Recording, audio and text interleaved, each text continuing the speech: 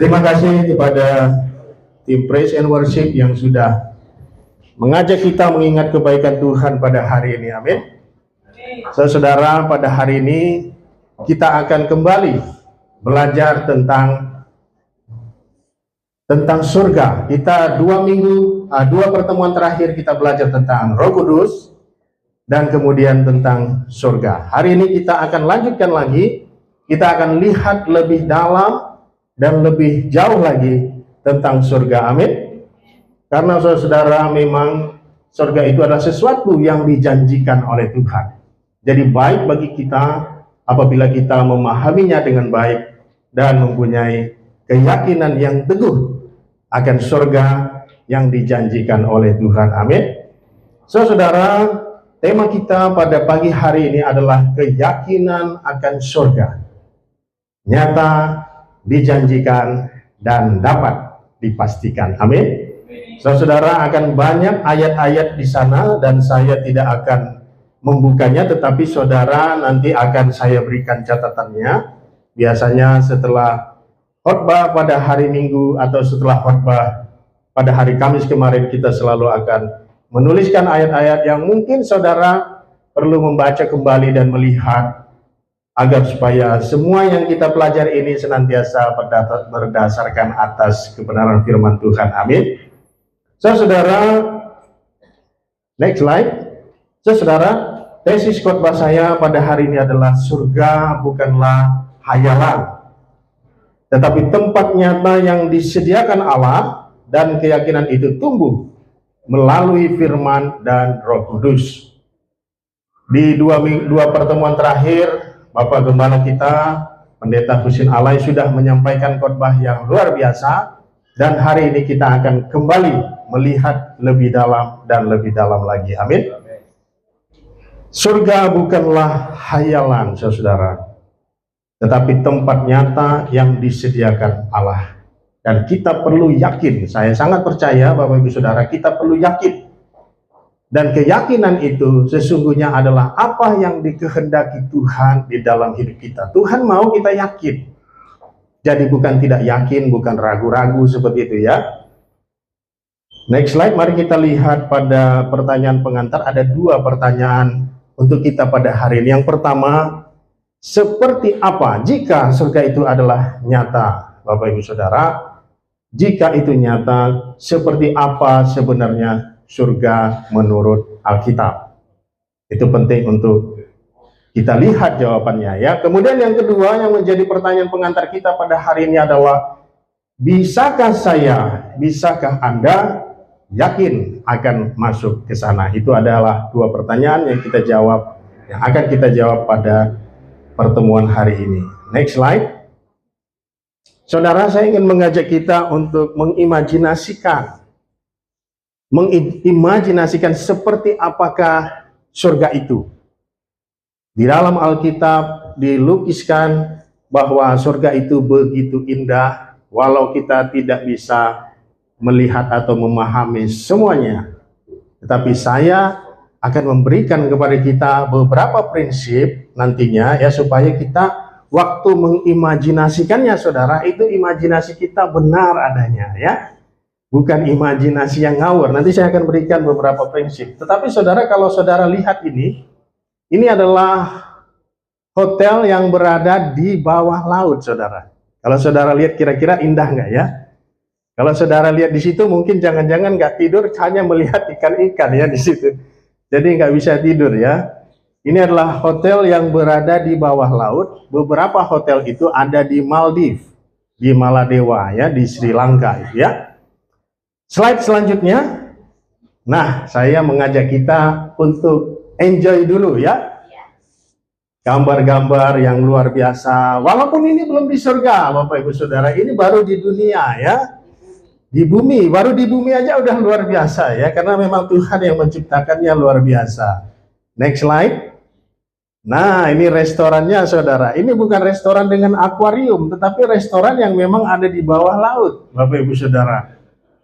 Saya bukan promosi hotelnya, tapi saya ingin ajak kita untuk imajinasikan bahwa ciptaan Tuhan di dunia aja begitu luar biasa. Bagaimana di surga, kan itu kan? Next slide. Nah, ini Bapak Ibu Saudara, ini di bar Saudara. Juga bukan di samping akuarium, tapi berada di bawah laut, dan kita bisa lihat ikan-ikan di sana ya. Next slide. Nah, ini juga masih di bawah laut juga ya. Jadi suasananya di bawah laut. Bapak Ibu Saudara, ketika melihat gambar ini, apa yang terpikirkan di dalam hati Bapak Ibu Saudara? Beberapa mungkin mengatakan, wah, teduh sekali, tenang sekali ya. Ada yang mungkin mengatakan, wah, indah sekali. Ada yang mungkin mengatakan, wah, natural sekali karena kita bisa melihat ikan-ikan. Ada yang mungkin mengatakan, wah, ciptaan Tuhan luar biasa.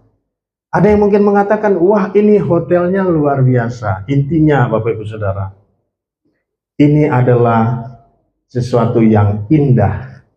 Dan itu adalah ciptaan Tuhan. Amin.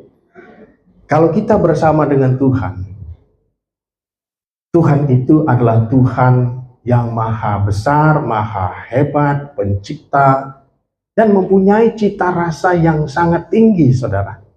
Cita rasa seni yang sangat tinggi, sehingga apapun yang berasal dari dirinya, apapun yang berasal dari dia, itu akan sangat luar biasa. Jadi saya mau katakan kalau kita berada di surga, itu tidak akan biasa-biasa. Itu tidak akan jelek, itu tidak akan buruk, itu pasti akan luar biasa. Kenapa saudara? Karena Tuhan itu sendiri luar biasa. Amin. Saudara percayalah bahwa surga sangat-sangat luar biasa. Jangankan di surga, kita sudah lihat di bumi saja, yang bahkan sudah jatuh, masih tersisa, masih kelihatan jejak-jejak keindahan yang berasal daripada Tuhan, apalagi di surga. Amin. Semangat pergi ke surga, amin. Haleluya. Mari kita lihat prinsip yang pertama untuk memahami surga. Prinsip yang pertama, surga adalah tempat yang nyata dan dipulihkan, bukan sekedar simbolik. Saudara, dunia ini adalah dunia yang sudah jatuh, bumi ini adalah bumi yang sudah jatuh, karena manusia sudah jatuh ke dalam dosa, sehingga ada banyak kekurangan, tetapi nanti akan dipulihkan. Surga bukanlah konsep abstrak, melainkan tempat nyata, berwujud dan dimuliakan. Seperti Yesus bangkit secara fisik, begitu juga ciptaan akan diperbaharui. Saudara di situ bisa lihat ayatnya, nanti bisa merujuk ke sana kalau mau tahu lebih banyak ya. Saya taruh di sini ada gambar buku Heaven karya Randy Alkin. Ini adalah buku yang paling laris di dunia, buku yang ditulis dengan usaha yang begitu luar biasa. Bapak Ibu Saudara, ada 50 bab. Jadi kalau saya presentasikan pada hari ini 50 bab, mungkin tidak cukup ya. Jadi saya berikan prinsip-prinsipnya, saya berikan intisarinya ya dari tulisan Randy Alkin, walaupun tidak semuanya saya ambil dan tetapi saya kembangkan ya. Ini nanti kita lihat. Prinsip yang kedua, surga akan lebih baik daripada dunia sebelum kejatuhan. Jadi kalau dulu kita baca, kalau dulu kita imajinasikan ya, sebelum manusia jatuh ke dalam dosa, Taman Eden itu aja udah luar biasa. Nah, surga itu lebih baik daripada Taman Eden ya. Dunia sebelum kejatuhan, kita bisa lihat Kejadian 1 ayat sampai 2 nanti, adalah sangat baik, tetapi surga akan lebih baik lagi. Seperti yang saya katakan ya. Kenapa? Karena telah ditebus dan dimuliakan oleh karya Kristus. Prinsip yang ketiga, surga tidak pernah bertentangan dengan karakter Allah. Jadi Bapak Ibu Saudara, kalau ada orang bilang, oh surga itu begini, begini, begini, tetapi dalam bayangan kita, ini mah dunia maksiat, ya kan? Ini mah hidup dalam dosa. Ini bukan surga. Kenapa? Karena bertentangan dengan karakter Allah. Surga harus selaras sesuai dengan karakter Allah yang berada di sana. Tidak mungkin bertentangan dengan karakter Allah. Kalau karakter Allah itu adalah suci, maka tidak mungkin di surga itu tidak kudus atau tidak suci. Segala sesuatu di surga akan selaras dengan sifat Allah, kudus, kasih, adil, dan benar. Tidak akan ada apapun di sana yang merusak atau mempermalukan kekudusannya. Ya, baik. Slide berikutnya yang keempat. Ya, surga adalah tempat di mana kerinduan murni kita dipenuhi. Bapak Ibu Saudara, ada kerinduan di dalam diri kita ini. Salah satunya adalah kerinduan akan Tuhan. Ada banyak kerinduan kita Bapak Ibu Saudara yang tidak terkontaminasi dengan dosa. Tapi ada juga kerinduan-kerinduan kita yang terkontaminasi dengan dosa. Misalnya, ini saya kasih contoh aja ya. Saya tidak bilang bahwa ada di sini. Misalnya, kita rindu sama seseorang, ya. Katakanlah seorang pria rindu kepada seseorang. Tapi seseorang itu sebenarnya merupakan pasangan dari orang lain misalnya ya. Nah, itu tentunya sudah terkontaminasi dengan dosa. Yang dimaksud di sini adalah kerinduan yang tidak terkontaminasi dengan dosa, kerinduan yang murni. Itu akan dipenuhi. Semua kerinduan terdalam manusia akan keindahan, keadilan, kedamaian, kasih sejati. Misalnya kita yang hidup dalam dunia politik misalnya. Kita rindu pemerintahan yang bersih. Itu akan dipenuhi di surga. Di surga akan ada satu pemerintahan yang luar biasa, yang bersih, yang suci, yang kudus, yang luar biasa.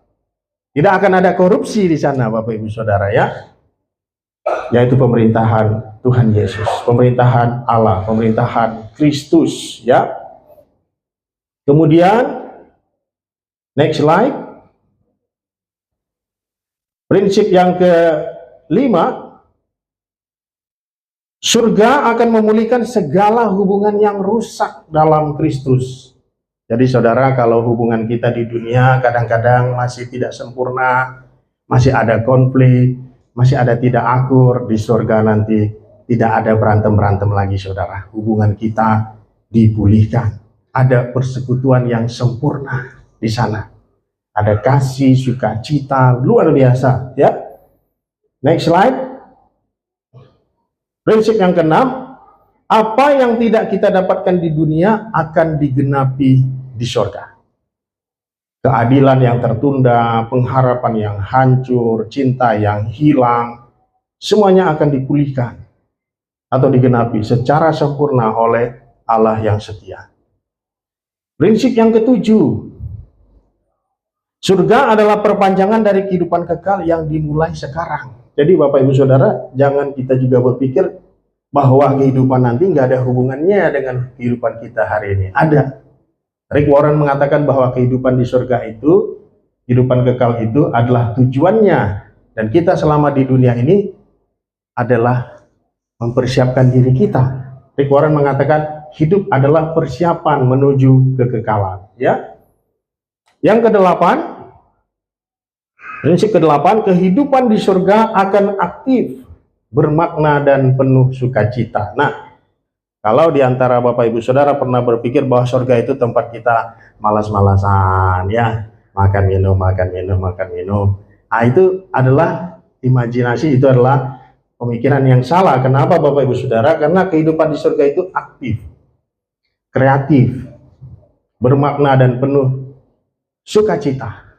Ada pekerjaan juga, tapi bukan pekerjaan yang stres.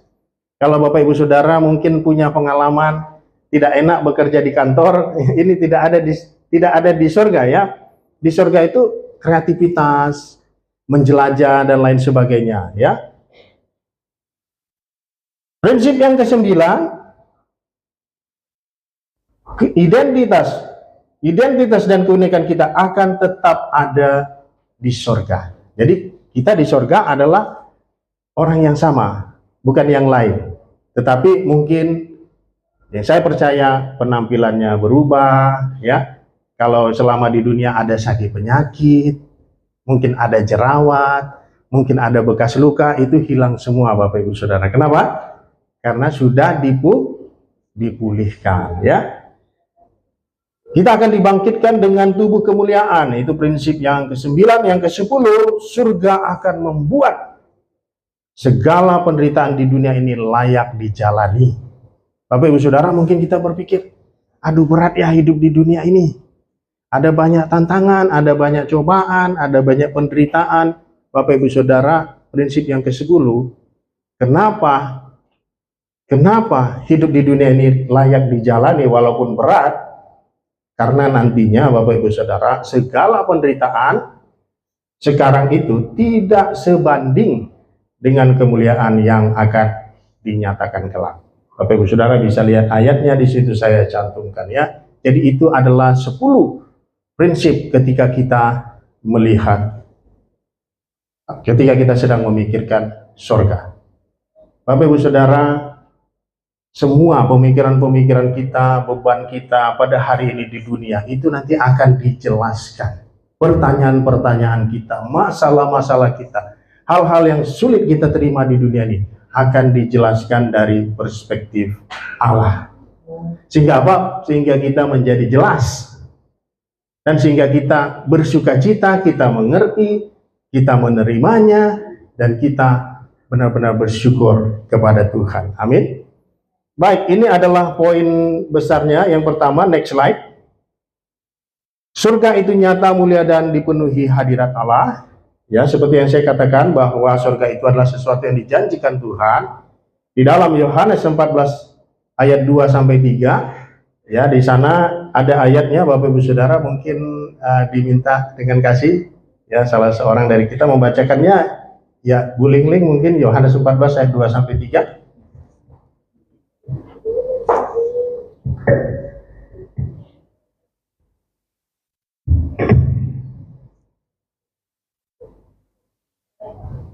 Gak apa-apa, di layar ada. Ya, silakan, ya. Yohanes 14 ayat 2 dan 3. Di rumah Bapakku banyak tempat tinggal. Aku pergi untuk menyediakan tempat bagimu. Bapak Ibu Saudara, ini janji Tuhan. Tuhan sudah janji bahwa kita akan pergi ke surga, ya. Next slide. Surga saat ini. 2 Korintus 5 ayat 8, Filipi 1 ayat 2-3. Silakan. Berpindah dari tubuh ini dan diam bersama Tuhan. Berpindah dan diam bersama Kristus itu jauh lebih baik. Ya, sampai di situ dulu, ya.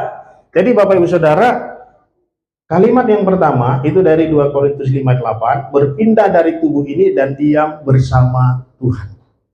Kalau kita mau mendefinisikan apa artinya mati? Mati artinya tubuh kita terpisah dengan roh dan jiwa kita. Roh jiwa kita akan diam bersama Tuhan. Itulah artinya mati bagi orang percaya. Jadi ketika roh dan jiwa itu satu, ya, roh dan jiwa itu terpisah dengan tubuh kita, roh dan jiwa kita itu bersama dengan Tuhan, sedangkan tubuh kita akan di dunia, ya, akan dikuburkan. Seperti itulah artinya mati bagi orang percaya, ya. Kemudian yang berikutnya, di bawah daripada ayat tadi, berpindah dari tubuh, berpindah dan diam bersama Kristus itu jauh lebih baik. Ini adalah perkataan Rasul Paulus dalam Filipi 1 ayat 21. Jadi waktu kita berpindah, waktu kita terpisah roh jiwa kita dengan tubuh kita, roh jiwa kita bersama-sama dengan Kristus, bersama-sama dengan Tuhan. Itulah arti kematian bagi orang percaya. Nah, lebih jelas, lebih spesifik Bapak Ibu Saudara seperti apa, ada beberapa teori, ini saya kasih tahu teorinya. Beberapa orang mengatakan bahwa nanti, karena ada ayatnya di dalam Alkitab, di Firdaus, waktu itu Tuhan Yesus di atas kayu salib, ya, waktu itu Tuhan Yesus mengatakan kepada orang yang di sebelah kanannya, hari ini kamu akan bersama-sama dengan saya di Firdaus. Nah, beberapa orang mengatakan, berdasarkan juga Lukas pasal yang ke-16, ketika Tuhan Yesus memberikan perumpamaan tentang Lazarus dan orang kaya, beberapa teori mengatakan bahwa nanti kita akan berada di Hades. Itu namanya Hades, ya. Orang kaya dan Lazarus dan pangkuan Abraham itu di Hades. Katanya ya. Tetapi Bapak Ibu Saudara, kalau Bapak Ibu tahu dari mana asal kata Hades ini, Hades itu berasal daripada bahasa Yunani yang berarti dunia di bawah. Dan menurut kepercayaan Yunani, ada dewa yang bernama Dewa Hades. Dia yang menguasai dunia bawah. Nah, jadi yang menjadi pertanyaan adalah, apakah nanti setelah kita mati, kita akan berada di dunia bawah atau di atas? Ya, itu ada teorinya. Beberapa orang percaya bahwa di Hades itu ada terbagi dua. Ada satu namanya Firdaus, ada satu namanya tempat penyiksaan, ya, tapi dua-duanya berada di Hades. Nah, itu ada teorinya seperti itu. Tapi saya ingin mengajak kita melihat satu ayat yang sebenarnya posisinya agak beda, Bapak Ibu Saudara, ya. Lukas 16 ayat 23. Lukas 16 ayat 23. Mari kita baca, mari kita lihat. Ya, mohon Ibu Lingling untuk bacakan. Lukas 16 ayat 23.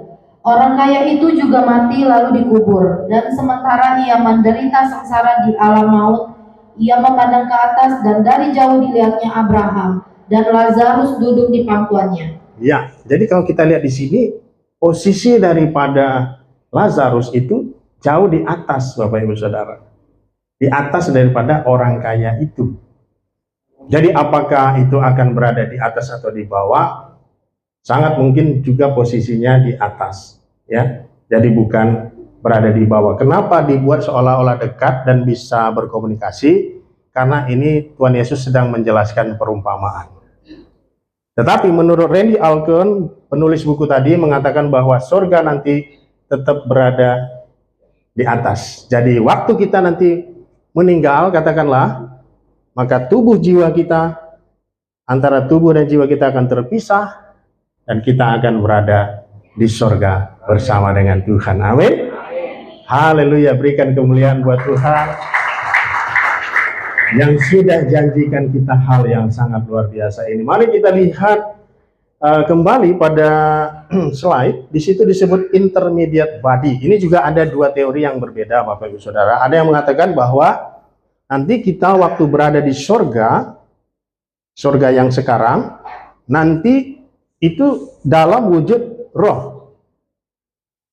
Ya, dalam wujud roh. Tetapi ada juga teori yang mengatakan bahwa nanti tetap ada tubuhnya, walaupun bukan tubuh kebangkitan, tapi seperti tubuh transisi, seperti itu. Namanya intermediate body. Kenapa? Karena kalau berdasarkan Wahyu 6 ayat 9 sampai 11, menurut teori itu kita masih bisa berkomunikasi. Ya. Rasul Yohanes melihat bahwa di bawah mezbah jiwa-jiwa mereka berseru. Jadi masih bisa berkomunikasi, masih bisa bicara, berarti ada badinya seperti itu. Nah, soal apakah ada badinya atau tidak, itu ya mungkin kita bisa berbeda pendapat di sana, tapi sepertinya karena itu adalah intermediate state, karena itu adalah tempat transisi, maka tubuhnya juga sangat mungkin bahwa kita juga akan punya tubuh transisi. Amin. Next slide. Surga kekal dan tubuh kebangkitan. Bumi baru, Roma 8 ayat 21 sampai 23. Ya, mohon dibantu bacakan, Ibu Lingling. Ciptaan akan dimerdekakan menanti penebusan tubuh kita. Nah, ini Bapak Ibu Saudara, bumi baru. Jadi mungkin kita berpikir bahwa hanya manusia saja yang akan ditebus dengan atau melalui kematian Kristus. Tetapi sebenarnya tidak. Bukan hanya kita sebagai manusia yang ditebus, tapi juga ciptaan. Tapi juga bumi ini, itu juga ditebus, itu juga akan dipulihkan. Tuhan Yesus ada bilang, langit dan bumi akan berlalu, tapi firmanku untuk selamanya. Tetapi nanti langit dan bumi itu akan ada yang baru. Jadi sangat mungkin diganti dengan yang baru atau dipulihkan. Randy Alcorn, penulis Heaven tadi, mengatakan yang tepat menurut dia adalah dipulihkan. Tapi apakah dipulihkan, apakah diganti? Jawabannya adalah bumi yang baru. Jadi kita nanti akan berada di bumi yang baru. Tidak ada sakit penyakit.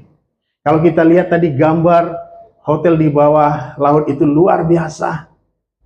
Nanti bumi yang dipulihkan lebih luar biasa lagi. Amin. Lebih luar biasa lagi, ada keakraban, ada damai sejahtera, ada sukacita, ada persahabatan, ada persaudaraan yang luar biasa, ada kreativitas, ada di mana kita kegiatan-kegiatan yang menjelajah, seperti saya pernah cerita ya.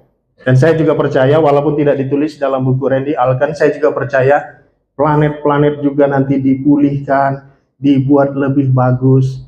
Kita bisa menjelajah ke sana, kita bisa pergi ke sana. Amin. Luar biasa. Tubuh kebangkitan. Filipi 3:20-21. Ia akan mengubah tubuh kita menjadi serupa dengan tubuh yang mulia. Ya, itu di dalam Filipi 3:20-21, tubuh kita akan menjadi seperti Yesus waktu sudah bangkit. Tubuh Tuhan Yesus yang sudah bangkit itu luar biasa.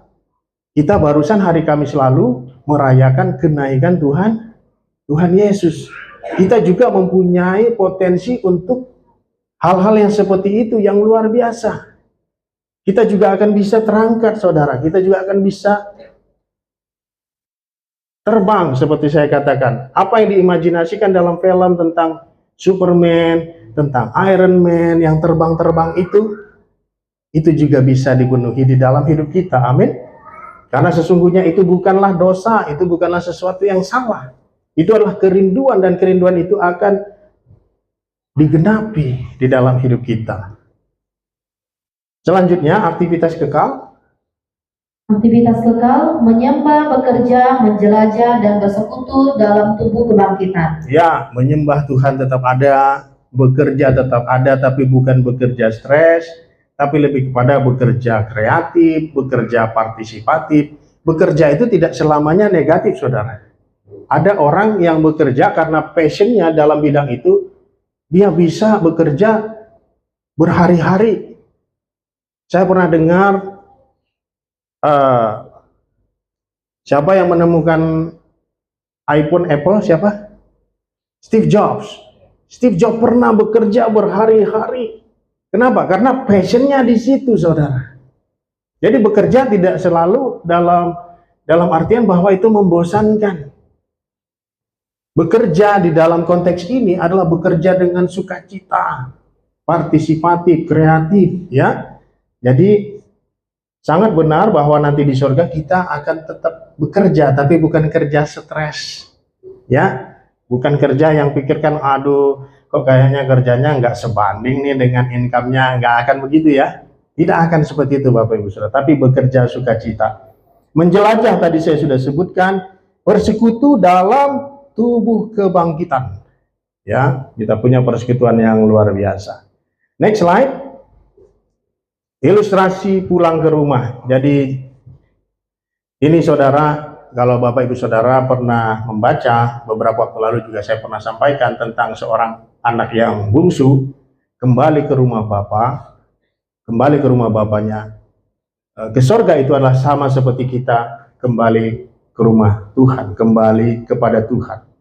Surga itu dapat kita mengerti sebagai rumah sejati kita, penuh kasih, damai, dan kehidupan kekal bersama Bapa. Nah, itu kira-kira poin pertama saya tentang surga, di mana intinya kita sudah paham, kira-kira surga itu luar biasa, dan itu dijanjikan, dan itu dipastikan, itu nyata. Pertanyaan yang kedua tadi, bagaimana kita bisa yakin kita bisa di sana, kita akan ke sana ketika kita berada di dunia? Itu adalah satu pertanyaan yang penting kita jawab. Siapa yang ingin tahu? Angkat tangan. Hanya di sini bagaimana? Ingin tahu bagaimana supaya yakin? Ini bukan yakin meyakinkan diri, tapi yakin karena firman Tuhan dan karena Roh Kudus. Mari kita lihat firman sebagai dasar, 1 Yohanes 5 ayat 11 sampai 13. Baik, saya bacakan. Allah telah mengaruniakan hidup yang kekal kepada kita. Itu di ayat tadi. Kemudian ada satu juga kalimat mengatakan, supaya kamu tahu. Mari kita garis bawahi, Bapak Ibu Saudara. Supaya kamu tahu bahwa kamu memiliki hidup yang kekal. Kita perlu garis bawahi bahwa firman Tuhan mau kita tahu bahwa kita ini sudah selamat, bahwa kalau kita meninggal, kita akan pergi ke surga. Amin. Kalau ada saudara kita di sini yang meninggal suatu ketika, suatu saat nanti, kita sedih bukan karena dia tidak ke surga. Kita sedih mungkin, ya saya nggak makan empek-empek lagi sama dia. Sedihnya kayak gitu. Ya saya nanti nggak ngopi-ngopi lagi sama dia. Sedihnya kayak gitu, tapi sukacitanya kita tahu bahwa dia akan bersama Tuhan di haleluya. Kita berikan kemuliaan buat Tuhan, amin. Kita tidak sedih lagi, ya sedih di satu sisi wajar. Kita mungkin tidak bernyanyi bersama dia lagi, tapi dia bersama dengan Tuhan di surga, ya. Beberapa waktu lalu kita mendengar Pak Gembala kita kehilangan kakaknya. Kakaknya sangat luar biasa dalam melayani Tuhan. Di satu sisi, ya nggak bisa ketemu lagi. Kalau ke Palembang nggak bisa ketemu lagi. Tapi di sisi lain, kita juga sukacita karena dia berada di surga bersama dengan Tuhan Yesus. Amin. Amin. Mari kita lihat juga satu ayat yang berkaitan dengan keyakinan itu. Filipi 1 ayat 21. Bapak Ibu Saudara, bagaimana Rasul Paulus merasa sukacita di penjara? Satu ayat dalam Filipi 4 ayat 4. Saya hafal kebetulan, gak apa-apa Bu Lingling ya. Filipi 4 ayat 4 mengatakan, bersukacitalah senantiasa di dalam Tuhan. Sekali lagi kukatakan, bersukacitalah. Filipi 4 ayat 4. Surat Filipi ditulis di dalam penjara. Bapak Ibu Saudara, bagaimana rasanya tinggal di dalam penjara? Bagaimana rasanya dihukum bukan karena kesalahan kita? Kita pasti akan sangat kecewa, kita pasti akan sangat sedih, kita marah, kita kesal. Kita akan panggil pengacara sebanyak-banyaknya, panggil, ya. Tapi Rasul Paulus bilang apa? Bersukacitalah senantiasa dari dalam penjara. Mengapa Rasul Paulus begitu bersukacita? Nah, ini ada resepnya. Saudara pengen nggak bersukacita walaupun ada problem? Pengen ya? Rasul Paulus bilang, Filipi 1 ayat 21, hidup adalah Kristus dan mati adalah keuntungan. Kira-kira saudara-saudara, apa yang dimaksud oleh Rasul Paulus ketika bicara keuntungan? Kalau mati berada di surga. Dalam suratnya dalam Korintus mengatakan, waktu tubuh dan jiwa saya berpisah, maka roh jiwa saya bersama-sama dengan Tuhan, bersama-sama dengan Kristus. Itu adalah keuntungan. Dan waktu saya ada di dunia ini, saya akan melayani Kristus. Saya akan melakukan apa saja untuk Kristus. Jadi dua hidupnya itu begitu luar biasa. Kalau hidup untuk Kristus, kalau mati keuntungan. Amin. Beberapa atau sebagian orang kalau mati takut-takut. Bukan berpikir keuntungan. Rasul Paulus berpikir mati cuan. Mati untung. Artinya Bapak Ibu Saudara, dia begitu yakin. Berarti kita sebagai orang Kristen harus yakin. Kalau kita meninggal, mati, kita akan bersama Tuhan di surga. Amin. Jadi perlu keyakinan itu. Itulah yang membuat kita sukacita. Kenapa kita kadang-kadang gampang diombang-ambingkan? Kenapa kita kadang-kadang gampang jengkel, gampang marah, gampang putus asa, gampang kecewa, tidak sukacita, gampang sukacitanya hilang? Kenapa? Karena kita tidak yakin. Karena kita lupa mungkin bahwa kita sudah mempunyai warisan yang luar biasa, bahwa kita sudah mempunyai kewargaan.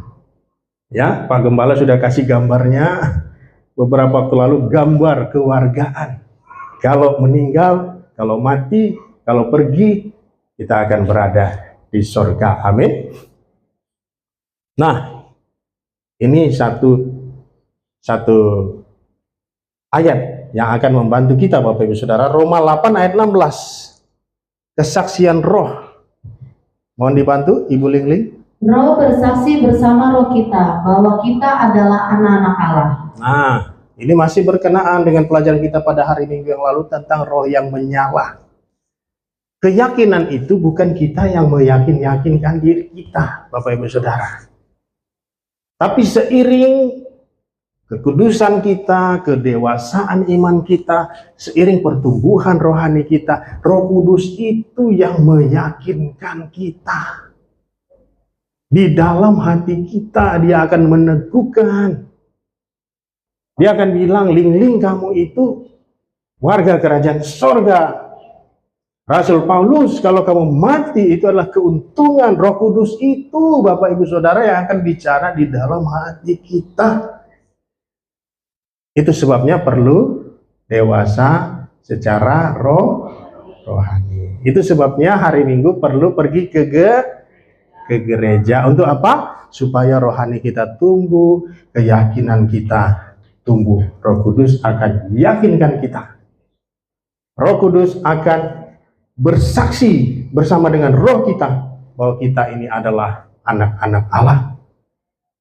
Roh Kudus itu, Bapak Ibu Saudara, itu sebabnya kita perlu bertumbuh.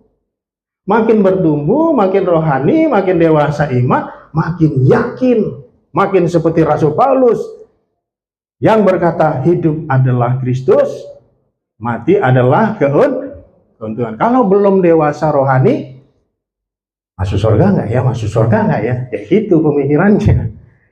Ya, kalau nggak dewasa rohani nggak ya? Melayani nggak ya? Masih maju mundur. Tapi kalau kita makin dewasa, makin bertumbuh, makin serupa dengan Kristus, keyakinan itu makin luar biasa. Masalah nggak jadi masalah. Walaupun kita berusaha selesaikan masalah, tapi tidak mengganggu kita, tidak mengganggu sukacita kita. Kita akan menjadi seperti Rasul Paulus yang mengatakan walaupun di penjara, walaupun difitnah, walaupun dianiaya, dia bilang bersukacitalah senantiasa di dalam Kristus. Sekali lagi ku katakan bersukacitalah. Haleluya. Kita berikan kemuliaan buat Tuhan. Efesus 1 ayat 13-14, Roh Kudus itu materai jaminan bagi kita. Saya lupa jelasin, ada gambar buku di situ. Nah, Bapak Ibu Saudara, waktu saya jelasin ini, Bapak Ibu Saudara bisa baca bukunya, bisa kembangkan, bisa mengerti lebih jauh, ya. Dari buku, saya ambil ini dari buku Celebration of Discipline. Ini juga adalah buku yang sudah begitu laris, sampai jutaan kopi, sampai dicetak berulang-ulang kali karena isinya sangat bagus. Tetapi mungkin sayangnya masih belum diterjemahkan ke dalam bahasa Indonesia. Tetapi jangan khawatir, hari ini saya akan jelaskan. Amin. Celebration of Discipline berbicara tentang jenis-jenis disiplin yang akan membantu kita. Membantu kita semakin dewasa iman, semakin dewasa rohani, sehingga kita semakin peka. Sehingga kita akan semakin dipimpin oleh Roh Kudus. Bapak Ibu Saudara, dalam Efesus pasal 5, Rasul Paulus mengatakan, janganlah kamu mabuk oleh anggur, tapi hendaklah kamu dipimpin oleh roh. Apa hubungannya? Mabuk anggur dengan dipimpin oleh roh, apa hubungannya? Kalau kita mabuk anggur, kita dipengaruhi oleh siapa, Bapak Ibu? Oleh anggur. Kalau dipimpin oleh roh, kita dipengaruhi siapa? Kita dipimpin oleh roh. Kita dipengaruhi oleh Roh Kudus. Kita diarahkan, kita dituntun, kita dibimbing oleh Roh Kudus. Nah, untuk kita bisa semakin peka dengan Roh Kudus, kita perlu disiplin rohani. Sekali lagi, salah satunya datang salah satunya, ya. Ada di situ contohnya, Bapak Ibu Saudara, ya, tentang disiplin rohani. Galatia 5:25, hiduplah, silakan boleh nih. Hiduplah oleh Roh, dipimpin oleh Roh. Ya, Contoh, ya. doa, firman, puasa, solitude, Ya. pengakuan, dan pelayanan. Ya, solitude ini belum ada terjemahan Indonesianya, jadi masih pakai bahasa Inggris. Solitude itu, Bapak Ibu Saudara, kita menyendiri secara sengaja. Bukan menyendiri karena sakit hati, bukan ya, menyendiri karena sengaja betul-betul mau dekat sama Tuhan, mau dengar suara Tuhan, mau dekat sama Tuhan, mau rasakan hadirat Tuhan. Itu namanya solitude. Nah, kalau kita rajin mempraktekkan ini dalam hidup kita, doa, firman, puasa, solitude, pengakuan, pelayanan, kita akan semakin tumbuh, kepekaan kita terhadap Roh Kudus semakin tumbuh.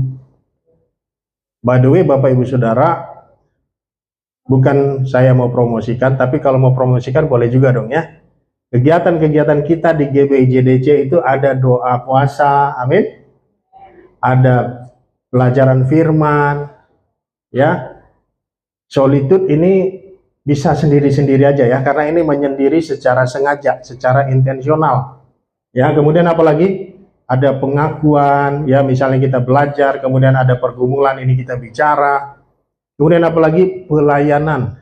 Pelayanan juga ada di komunitas kita. Semuanya itu kalau kita ikuti dengan baik, kita akan makin bertumbuh, makin dewasa, dan akan memberi diri kita dipimpin oleh Roh Kudus. Amin. Next slide. Penegasan aplikasi, ini penerapannya.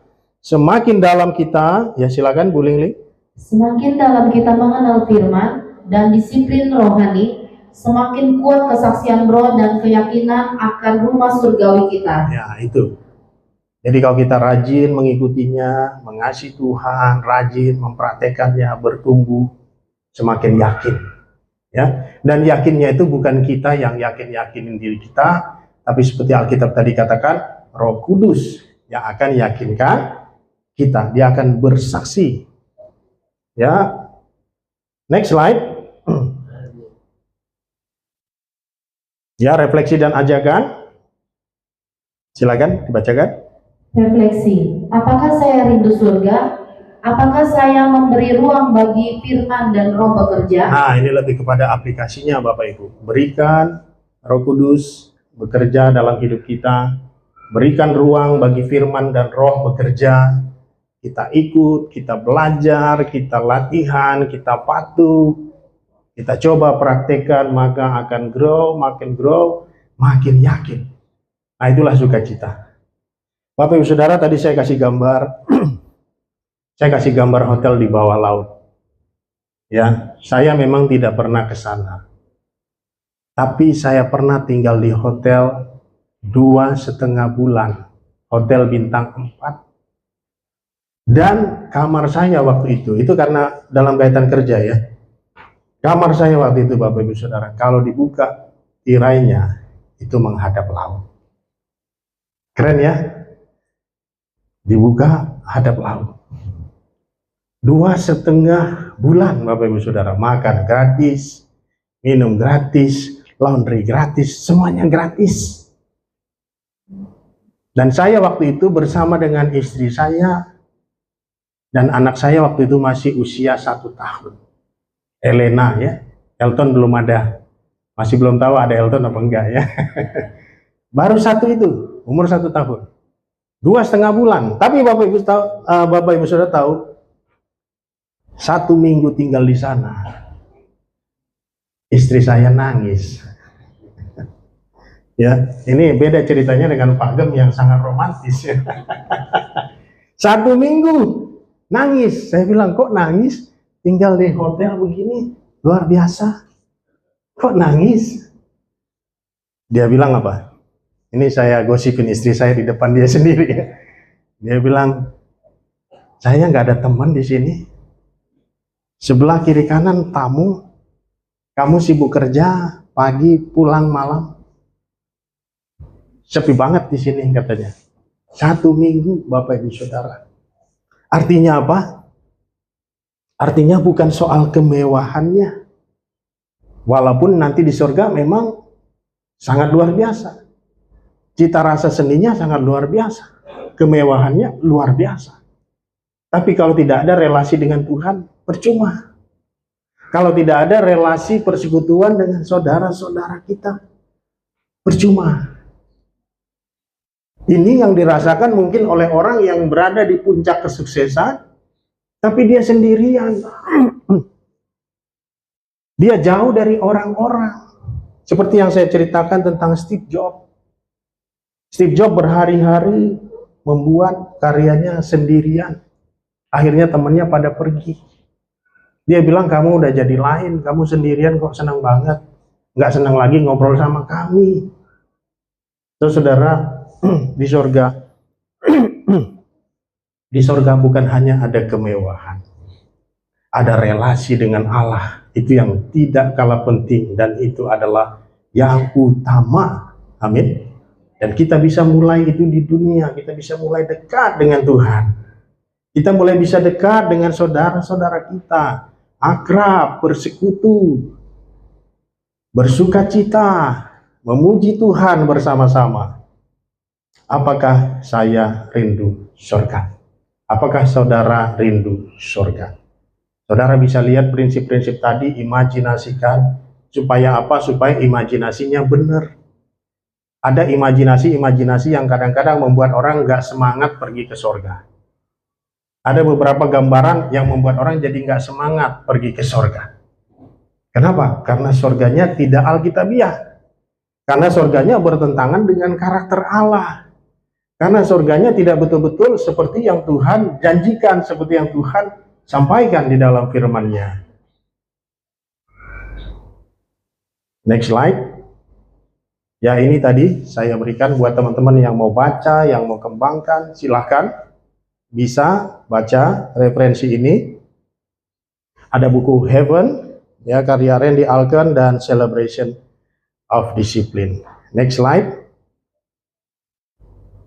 Baik, mari kita tutup di dalam doa.